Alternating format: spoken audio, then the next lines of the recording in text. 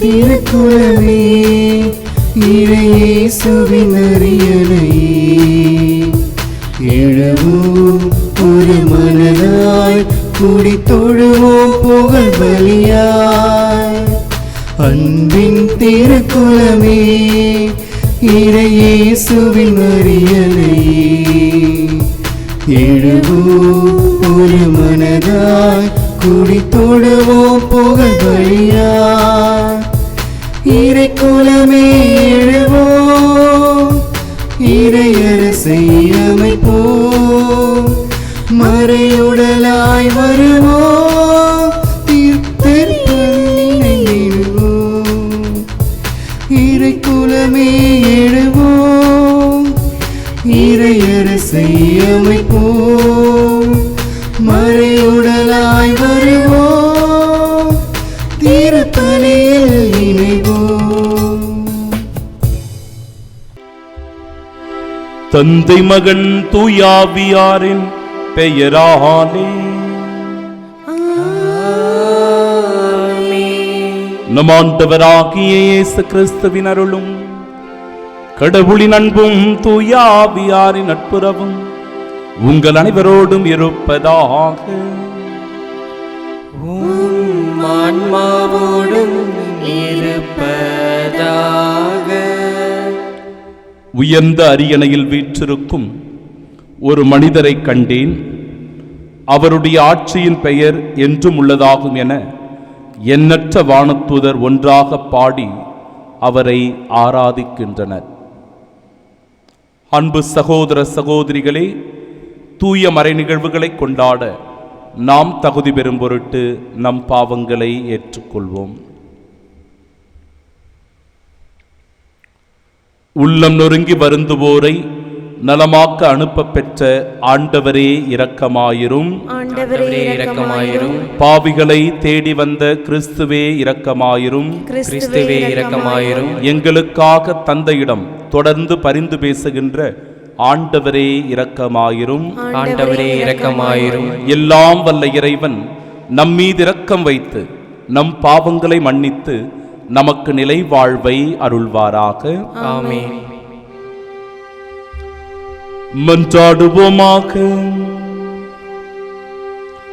ஆண்டவரே, உம்முடைய மக்களின் தாழ்மையான வேண்டல்களுக்கு பரிவிரக்கத்துடன் செவிசாய்க்க உம்மை வேண்டுகின்றோம். அதனால் நாங்கள் செய்ய வேண்டியதை அறியவும் அறிந்ததை நிறைவேற்றவும் அவர்களுக்கு ஆற்றல் அருள்வீராக. உம்மோடு தூயாவியாரின் ஒன்றிப்பில் இறைவனாய் என்றென்றும் வாழ்ந்து ஆட்சி செய்கின்ற அவர் வழியாக உம்மை மன்றாடுகின்றோம்.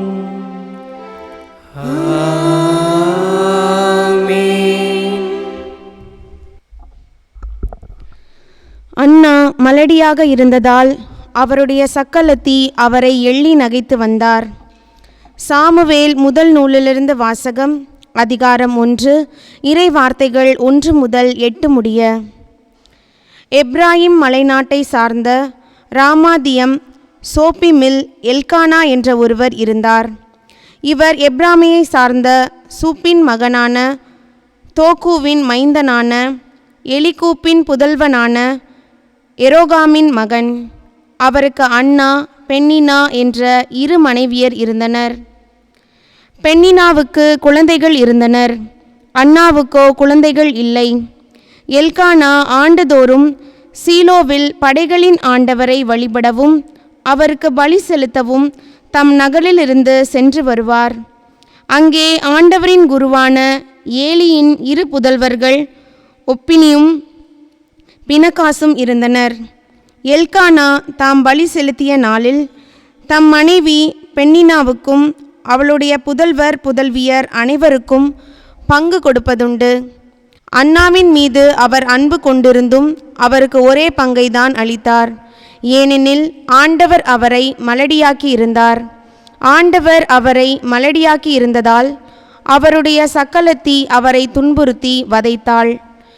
இவ்வாறு ஆண்டுதோறும் நடந்தது.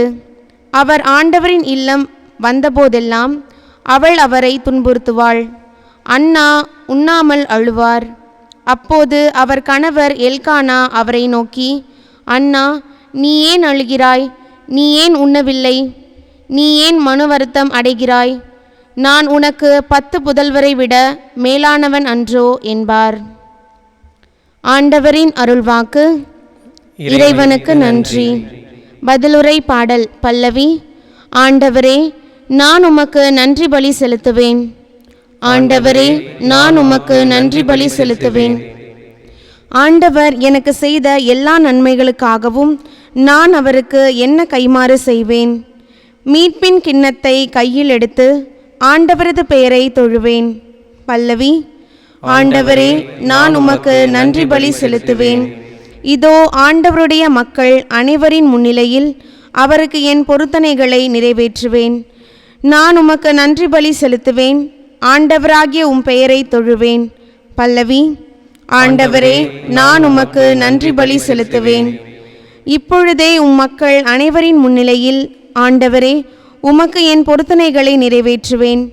உமது இல்லத்தின் முற்றங்களில் எருசலேமின் நடுவில் ஆண்டவரே, உமக்கு என் பொருத்தனைகளை நிறைவேற்றுவேன்.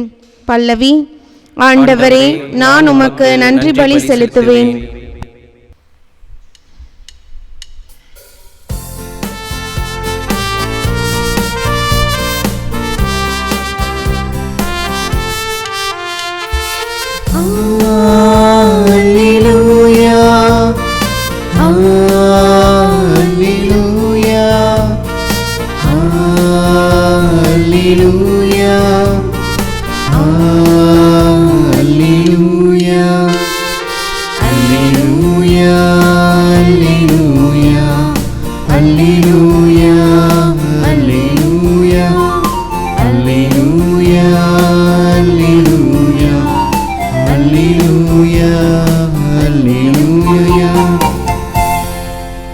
காலம் நிறைவேறிவிட்டது. இறையாட்சி நெருங்கி வந்துவிட்டது. மனமாறி நற்செய்தியை நம்புங்கள் என்கிறார் ஆண்டவர். அல்லேலூயா, அல்லேலூயா, அல்லேலூயா, அல்லேலூயா.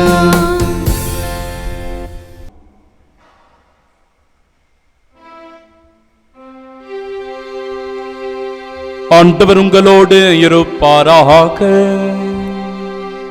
உம் ஆன்மாவோடும் இருப்பாராக. தூய மார்க்கு எழுதிய பரிசுத்த நற்செய்தியிலிருந்து வாசகம். ஆண்டவரே, மாட்சி உமக்கே. அதிகாரம் 1. வாழ்வு தருகிற உயிருள்ள இறை வார்த்தைகள் 14 முதல் 20 முடிய.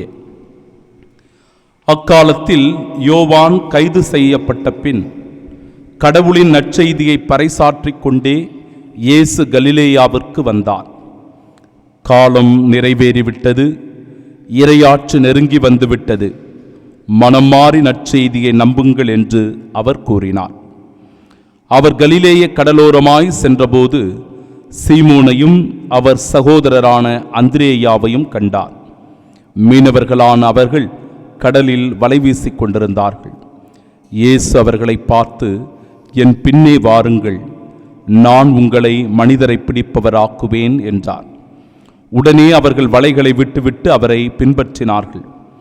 பின்னர் சற்று அப்பால் சென்றபோது செபதேயுவின் மகன் யாக்கோபையும் அவர் சகோதரரான யோவானையும் இயேசு கண்டார். அவர்கள் படகில் வலைகளை பழுது பார்த்து கொண்டிருந்தார்கள்.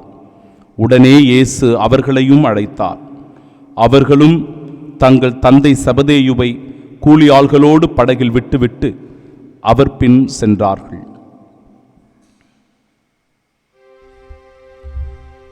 ஆண்டவரின் அருள்வாக்கு. கிறிஸ்துவே, உமக்கு புகழ்.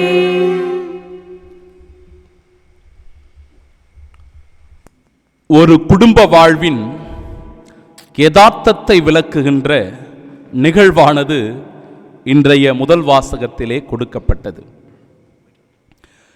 எல்கானா என்கிற ஒரு மனிதர் இருந்தார். அவருக்கு 2 மனைவியர் இருந்தனர். ஒருவருடைய பெயர் அன்னா, மற்றொருவருடைய பெயர் பெனின்னா. பெனின்னாவுக்கு குழந்தைகள் இருந்தனர், ஆனால் அன்னாவுக்கோ குழந்தைகள் இல்லை. எல்கானா ஆண்டுதோறும் சீலோவாவில் சென்று அந்த இடத்திலே படைகளின் ஆண்டவருக்கு அவர் எரிபலிகளை செலுத்துவது வழக்கம். ஆண்டவரை வழிபடவும் எரிபலிகளை செலுத்தவும் அவ்விடத்திற்கு செல்லுகிற போது எல்லோரையும் அவர் அழைத்து கொண்டு போனார். குடும்பத்தோடு அவர் சென்று அந்த செயலை ஆண்டுதோறும் செய்து கொண்டு வருகிறார். அன்னா மலடியாக இருக்கிறார். பெனின்னா அன்னாவை எப்பொழுது பார்த்தாலும் துன்புறுத்தி வருத்துவது, ஒவ்வொரு முறையும் அவரை கேலி கிண்டல் செய்வது, அவரை மனநோகம் செய்வது, இதுதான் இந்த பெனின்னாவினுடைய செயல்பாடாக இருக்கிறது. இதனால் அன்னா பல நாட்கள் உண்ணாமல் மனம் நொந்து வேதனையோடு கடவுள் முன்னிலையில் அழுது புலம்புவது வழக்கம். இதுதான் இன்றைய முதல் வாசகமாக கொடுக்கப்பட்ட செய்தி. அன்பிற்குரியவர்களே, இந்த செய்தியிலிருந்து 3 விஷயங்களை நம்முடைய வாழ்க்கைக்கு நாம் எடுத்துக்கொள்கிறோம்.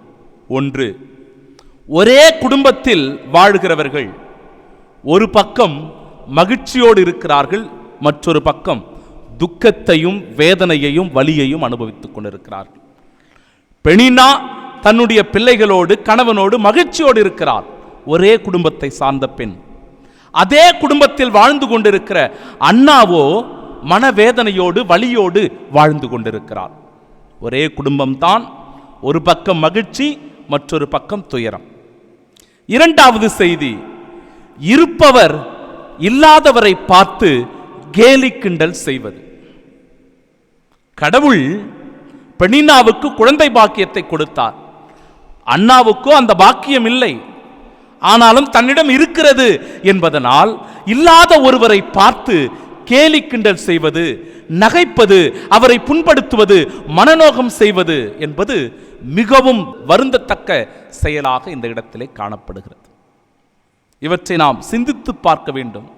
இருப்பவர்கள் இல்லாதவரை பார்த்து கேலி கிண்டல் செய்வது, அது வசதியோ பொன் பொருளோ குழந்தை செல்வமோ எது வேண்டுமானாலும் இருக்கலாம். நம்மிடத்தில் இருக்கும், ஒருவரிடத்தில் இல்லாமல் இருக்கும். அதற்காக இல்லாதவரை பார்த்து கேலி கிண்டல் செய்வது எந்த விதத்தில் நியாயம்? என் அன்பிற்குரியவர்களே, சிந்தித்து பார்க்க அழைப்பு விடுக்கிறது இன்றைய இறை செய்தி. 3வது செய்தி, இப்பேற்பட்ட சூழ்நிலையிலும் கூட யாராவது ஒருவர் நிச்சயம் அன்னாவிற்கு ஆறுதலாக இருக்க வேண்டும். அந்த ஆறுதல் தேறுதல் கணவனை தவிர வேறு எவரும் இருக்க முடியாது. எல்கானாவினுடைய அற்புதமான அந்த செயலை பாருங்கள். அன்னா, நீ ஏன் அழுகிறாய்? அன்னா, நீ ஏன் அழுகிறாய்? நீ ஏன் உண்ணவில்லை? நீ ஏன் மன வருத்தம் அடைகிறாய்? நான் உனக்கு 10 புதல்வரை விட மேலானவன் அன்றோ? எல்லாரும் கைவிடலாம். குடும்பத்தில் கட்ன புருஷனை நம்பி வந்திருக்கிற அந்த பெண் என்றால், அந்த பெண்ணை கண்கலங்காமல் பாதுகாக்க வேண்டியது ஒவ்வொரு கணவனுடைய கடமை என்பதை இந்த இறைவார்த்தைகள் உணர்த்தி காட்டுகிறது. என் அன்பிற்குரியவர்களே, இவற்றை ஆழப்பட நாம் சிந்தித்து தியானித்து நம்முடைய வாழ்வாக்க வேண்டும். ஒரு நிகழ்வை உங்களுக்கு சுட்டிக்காட்ட விரும்புகிறேன். சில வருடங்களுக்கு முன்பாக நடந்த உண்மை நிகழ்வு இது. திருமணமாகி 5 வருடங்களாக குழந்தை இல்லை அந்த தம்பதியருக்கு. மருத்துவரை சென்று சந்தித்த போது வயிற்றில் நீர்க்கட்டி இருக்கிறது என்று சொல்லிவிடுகிறார் பெண்ணுக்கு. ஆனால் அந்த நீர்க்கட்டி ஒன்றும் பெரிய பிரச்சனை இல்லை, அது குழந்தை பாக்கியத்திற்கு எந்த விதமான தடையும் கிடையாது, இதனால் நிச்சயம் நீ கருவுறலாம், ஒரு பிரச்சனையும் இருக்காது என்று சொல்லிவிடுகிறார் மருத்துவர். ஆனால் அந்த கணவனை பார்த்து சொல்லுகிறார், உனக்கு சில பிரச்சனைகள் இருக்கிறது, உன்னுடைய கவுண்ட் ரொம்ப குறைவாக இருக்கிறது என்று சொல்லுகிறார். இதுதான் யதார்த்தமான சூழ்நிலை. ஆனால் குடும்பத்தில் அதை புரிந்து கொள்பவர்கள் எவரும் இல்லை. எப்பொழுது பார்த்தாலும் மாமியாருக்கும் மருமகளுக்கும் சண்டை சச்சரவுகள் வந்து கொண்டே இருக்கிறது. இந்த சண்டையும் சச்சரவுகளும் முற்றிப்போக பிரச்சனை வெடிக்கிறது. மாமியார் மருமகளை பார்த்து சொல்லுகிறார், உன்னால தான் எல்லா பிரச்சனையும் ஆரம்பிக்குது, பிள்ளை பெத்துக்க முடியாதவ, இவளை கட்டினதே தரித்திரம், என் பிள்ளைக்கு இவ எந்த சந்தோஷத்தையும் கொடுக்கறது இல்லை, இவளை நாளும் வச்சுக்கிட்டு இருக்கிறத விட இந்த வீட்டை விட்டு இவ வெளியே போனாதான் நிம்மதியாகவே நாங்கள் இருக்க முடியும், என் பிள்ளைக்கு அப்போதான் நிம்மதி என்று சொல்லி தெரிந்தோ தெரியாமலோ எதிர்பார்த்தோ எதிர்பார்க்காமலோ வாயிலிருந்து வார்த்தைகளை கொட்டி விடுகிறாள் அந்த மாமியார். அவ்வளவுதான். அந்த மருமகளுடைய மனம் எவ்வளவு புண்பட்டிருக்கும், வேதனைப்பட்டிருக்கும், கவலைப்பட்டிருக்கும். அவளால் அந்த குடும்பத்தில் மீண்டும் வாழ முடியுமா? யதார்த்தத்தை புரிந்து கொள்ளாமல் இப்படி வார்த்தைகளை விட்டு பிறரை மனநோகம் செய்வதனால் ஏற்பட்ட விளைவை பார்க்கும்போது அவர்கள் ஒருவர் மற்றவரை பிரிந்து சென்று விடுகிறார்கள். கணவனும் மனைவியும் பிரிந்து போய்விடுகிறார்கள். இந்த சூழ்நிலையில் கணவனும் மனைவியின் பக்கம் நிற்பதா, தாய் தந்தையின் பக்கம் நிற்பதா என்று தெரியாமல் அப்படியே அவன் விலகி நிற்கின்றான். குடும்பம் பிரிந்து போய்விடுகிறது.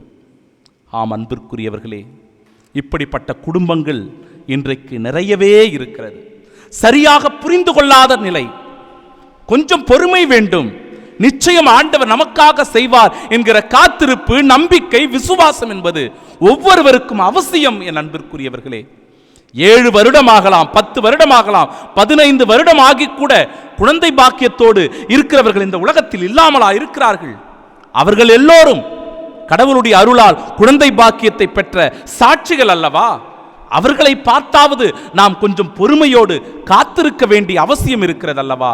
எப்படி நாம் பிறருடைய மனம் நோகும்படி புண்படும்படி பேசலாம்? கொஞ்சம் சிந்திக்க வேண்டும் அன்பிற்குரியவர்களே. ஆண்டவர் இயேசு கிறிஸ்து இன்றைய நற்செய்தியின் வழியாக நேற்று நாம் ஆண்டவர் இயேசுவினுடைய திருமுழுக்கு பெருவிழாவை கொண்டாடணும். உடனடியாக தன்னுடைய நற்செய்தி பணியை துவங்கி விடுகிறார்.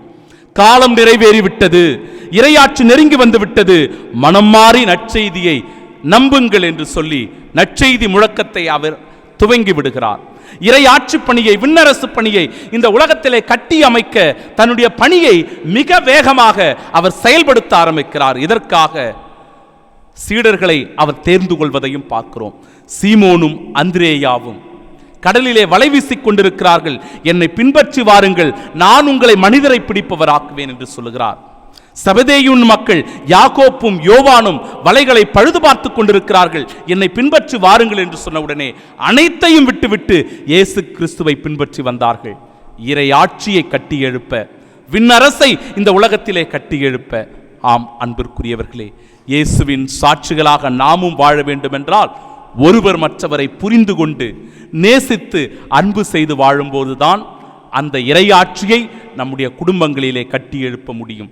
குடும்பத்தில் கட்டி எழுப்பப்படாத இறையாட்சியை இந்த உலகத்தில் எங்குமே காண முடியாது. ஆமென்.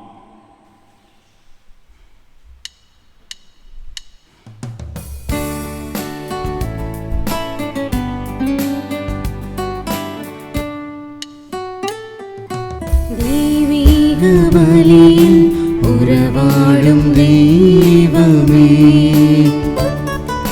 தெய்வீக பலியில் உறவாடும் தெய்வமே, உன்னோடு பலியாக நானும் இணைகின்றேன். காணிக்கை ஏற்றிடுவார், காணிக்கை ஏற்றிடுவார்.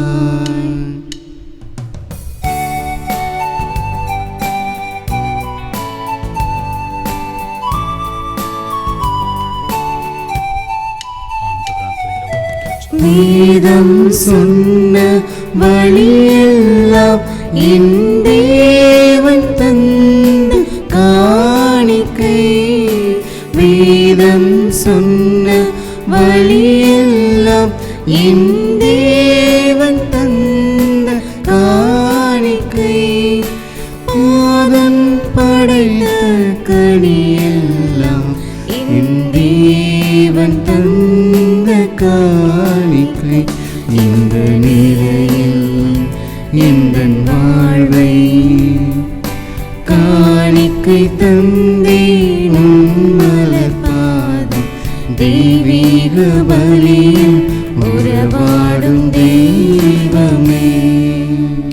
அன்புமிக்க சகோதர சகோதரிகளே, என்னுடையதும் உங்களுடையதுமான இப்பலி எல்லாம் வல்ல இறைவனுக்கு உகந்ததாகும்படி மன்றாடுங்கள். ஆண்டவர் தமது பெயரின் புகழ்ச்சிக்காகவும் ஆட்சிக்காகவும் நமது நன்மைக்காகவும் புனித திரு அவை அனைத்து நலனுக்காகவும் உமது கையிலிருந்து இப்பலியை ஏற்றுக்கொள்வாராக. ஆண்டவரே, உம் மக்கள் அளிக்கும் காணிக்கையை உமக்கு ஏற்புடையதாயிருக்க உம்மை வேண்டுகின்றோம். அதன் வழியாக அவர்கள் புனிதமடைந்து இறைப்பற்றுதலோடு தாங்கள் வேண்டுவதை பெற்றுக்கொள்வார்களாக. எங்கள் ஆண்டவராகிய இயேசு கிறிஸ்து வழியாக உம்மை மன்றாடுகின்றோம்.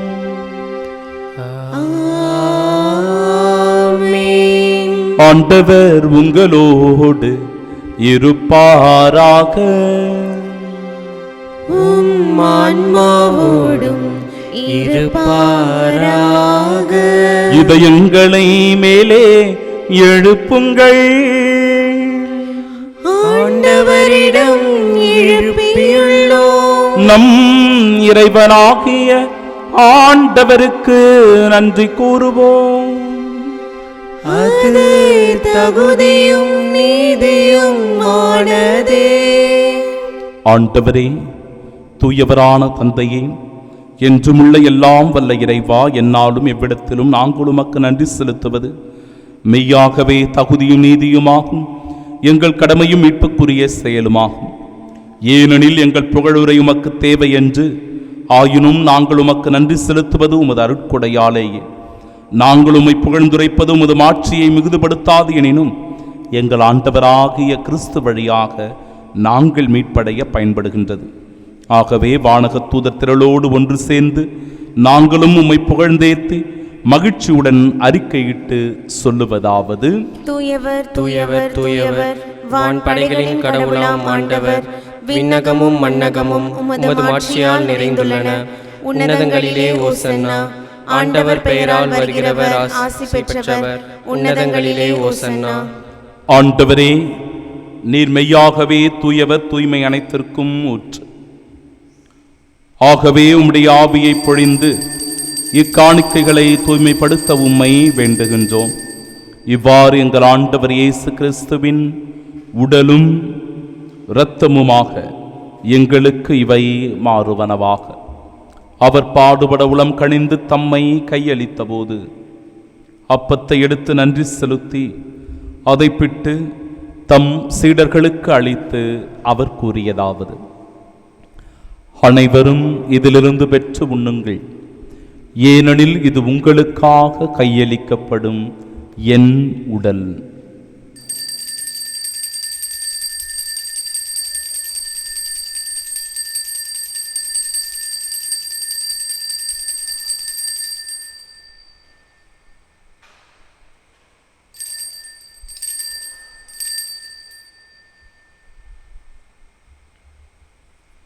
அவ்வண்ணமே இரவு விருந்தை அருந்திய பின் கிண்ணத்தையும் எடுத்து மீண்டும் உமக்கு நன்றி கூறி தம் சீடர்களுக்கு அளித்து அவர் கூறியதாவது: அனைவரும் இதிலிருந்து பெற்று பருகுங்கள், ஏனெனில் இது புதிய நிலையான உடன்படிக்கைக்கு உரிய என் இரத்தத்தின் கிண்ணம். இது பாவ மன்னிப்பிற்கென்று உங்களுக்காகவும் பலருக்காகவும் சிந்தப்படும். இதை என் நினைவாகச் செய்யுங்கள்.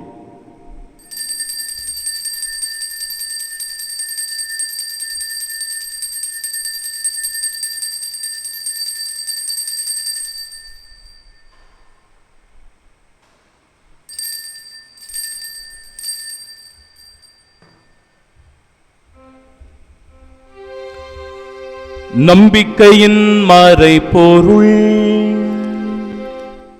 ஆண்டவரே, நீர் வருமளவும் உமது இறப்பினை அறிக்கையிடுகின்றோம், உமது உயிர்ப்பினையும் எடுத்துரைக்கின்றோம்.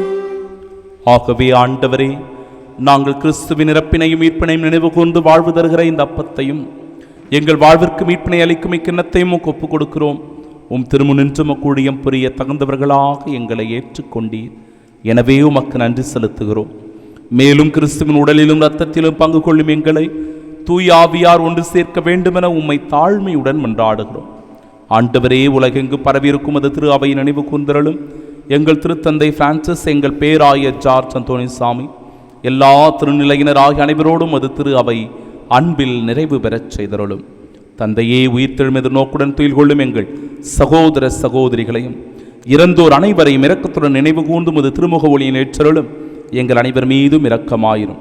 கடவுளின் கன்னித்தாயான தூய மரியா, அவருடைய அன்பு கணவரான புனித யோசேப்பு, புனித திருத்தூதர்கள், இவ்வுலகில் உமக்கு உந்தவர்களாய் இருந்தோர் ஆகிய புனிதர் அனைவருடனும் நாங்கள் நிலை வாழ்வில் பங்கு கொள்ளும் தகுதி பெற்று உம் திருமகன் இயேசு கிறிஸ்து வழியாக உம்மை புகழ்ந்தேத்து மரமருள உம்மை மன்றாடுகின்றோம்.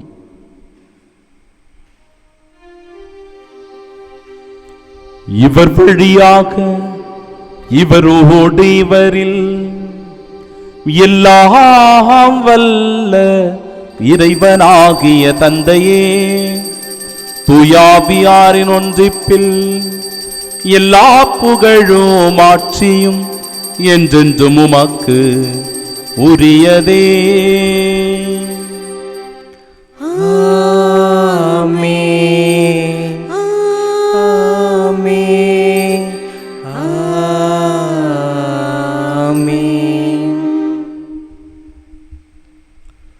மீட்பரின் கட்டளையால் கற்பிக்கப்பட்டு இறை படிப்பினையால் பயிற்சி பெற்ற நாம் இணைந்து ஜெபிப்போமாக. விண்ணுலகில் இருக்கிற எங்கள் தந்தையே, உமது பெயர் தூயது என போற்ற பெறுக. உமது ஆட்சி வருக. உமது திருவுள்ளம் விண்ணுலகில் நிறைவேறுவது போல மண்ணுலகிலும் நிறைவேறுக. எங்கள் அன்றாட உணவை இன்று எங்களுக்கு தாரும்.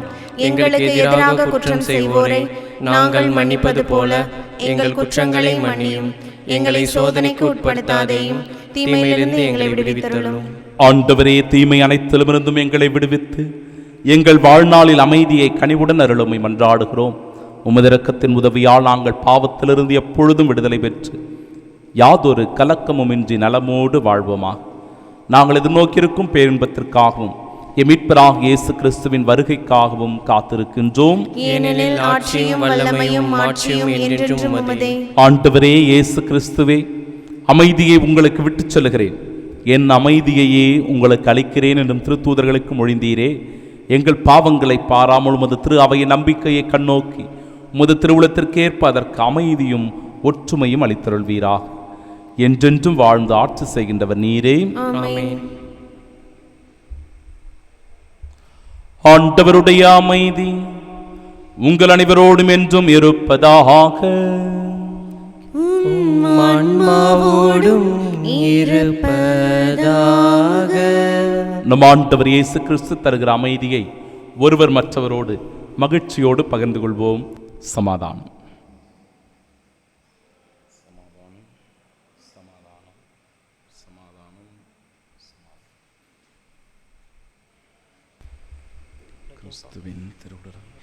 உலகின் பாவங்களை போக்கும் இறைவனின் செம்மறியே, எங்கள் மேல் இரக்கமாயிரும்.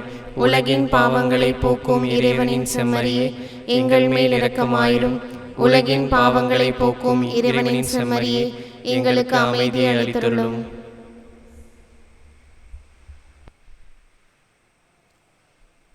இதோ இறைவனின் செம்மறி, இதோ உலகின் பாவங்களை போக்குபவர். செம்மறியின் விருந்திற்கு அழைக்கப்பெற்ற நாம் பேறு பெற்றோர். ஆண்டவரே, நீர் நிலத்தில் எழுந்துள்ள நான் தகுதியற்றவள், ஆனால் ஒரு வார்த்தை மட்டும் சொல்லியருளும், எனது ஆன்மா நலமடையும். கிறிஸ்துவின் திருவுடலும் இரத்தம் நம்மை நிலை வாழ்வை நமக்கு அறிவதால்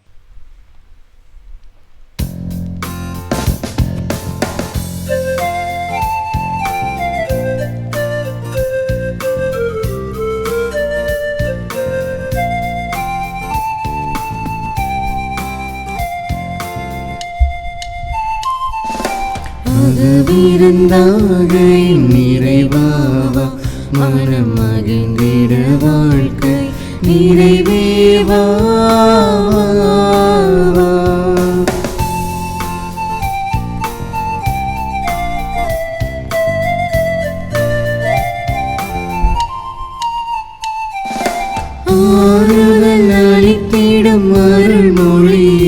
திரு ஆகமம் முழங்கிடும் உயிர் மொழியே உடலோடு உலகோ நடுவெழுந்தாய் உடலோடு உலகோ நடுவெழுந்தாய் உமதுடலினையமை நீ மாற வைப்பாய் அகவிருந்தாக இறைவா மனம் அறிந்திட வாழ்க்கை நிறைவேவா.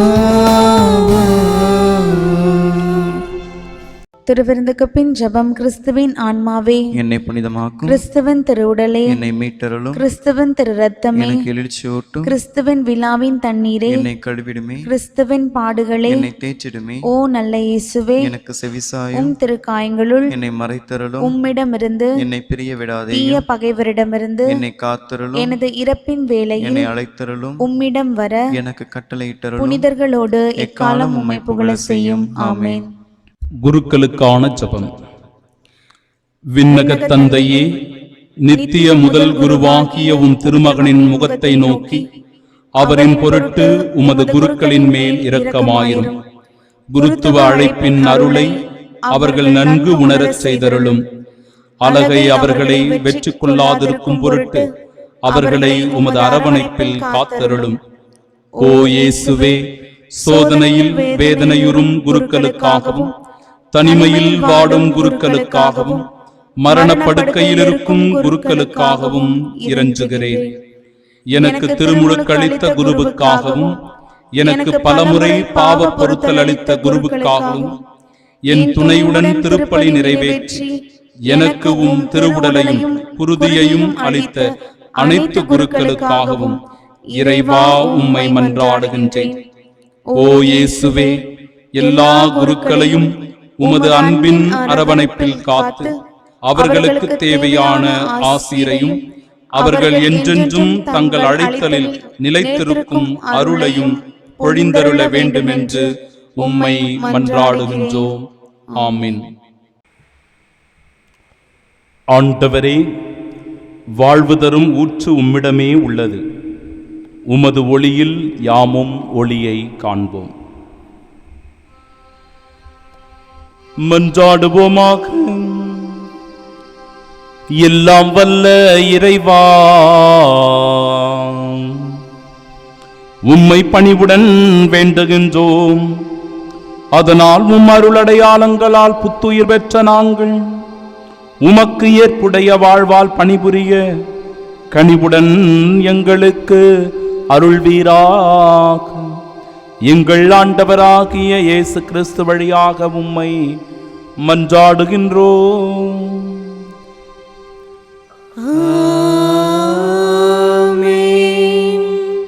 ஆண்டவர் உங்களோடு இருப்பாராக. ஆன்மாவோடும் இருப்பாராக. எல்லாம் வல்ல இறைவன் தந்தை, மகன், தூயாவியார் நம் அனைவரையும் ஆசீர்வதிப்பாராக.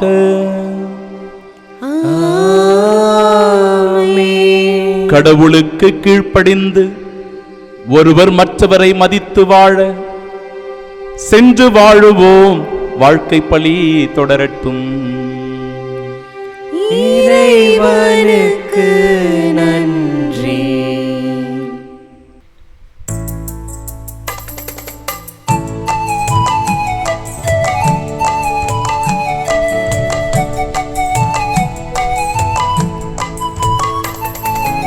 ஆசி பெற்றவரே, பெண்களுக்குள் ஆசி பெற்றவரே, ஆகட்டும் என்றவரே, ஆண்டவரின் அற்புதம் கண்டவரே. ஆசி பெற்றவரே, பெண்களுக்குள் ஆசி பெற்றவரே, ஆகட்டும் என்றவரே, ஆண்டவரின் அற்புதம் கண்டவரே. போற்றுகிறோம், புகழுகிறோம் அம்மா மரியே, வாழ்த்துகிறோம், வணங்குகிறோம் அம்மா மரியே. போற்றுகிறோம், புகழுகிறோம் அம்மா மரியே, வாழ்த்துகிறோம், வணங்குகிறோம் அம்மா மரியே. ஆசி பெற்றவரே, பெண்களுக்குள் ஆசி பெற்றவரே, ஆகட்டும் என்றவரே, ஆண்டவரின் அற்புதம் கண்டவரே.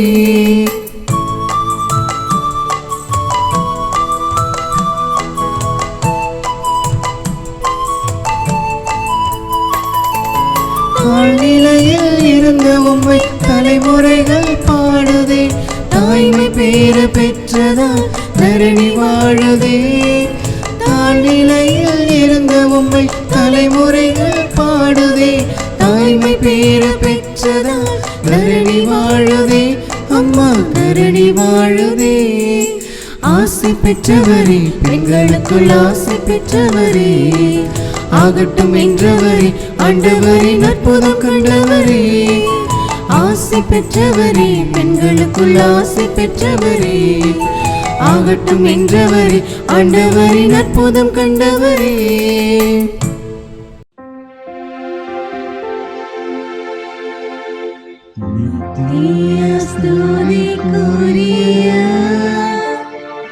பரிசுத்த நற்கருணைக்கு பக்தியாய் ஆராதனை எத்திசையும் புரிவோம்.